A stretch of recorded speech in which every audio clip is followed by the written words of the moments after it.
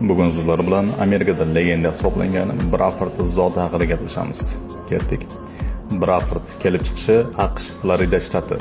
Braford qoramol zoti 1947-yilda AQShda Brahman va Gereford zotlarini chatishtirish orqali yaratilgan. Maqsad yuqori issiqqa chidamli, kuchli immunitetga ega, go'shti sifatli zot olish edi.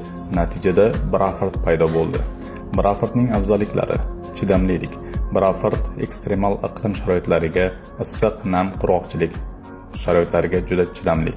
Shu bois u Janubiy Amerika, Avstraliya va Afrika mamlakatlarida keng tarqalgan. Go'sht sifati: go'shti marmar tuzilishiga ega, shirador va yuqori narxlarda sotiladi. O'sish sur'ati: yaxshi parvarish bilan kuniga 1,5-1,5 kilogrammgacha vazn qo'shadi.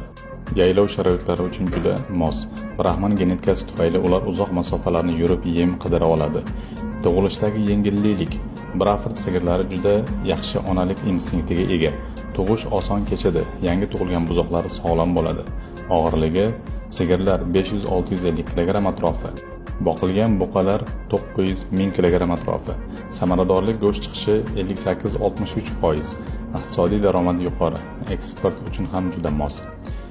Avstraliyada ba'zi fermerlar Braford zotini tropik zonalarning eng yaxshi go'sht qoramol zoti deb atashadi. Ular Brahmanning chidamliligi va Gerefordning go'sht sifatini mukammal uyg'unlashtirgan zot sifatida uni qadrlashadi.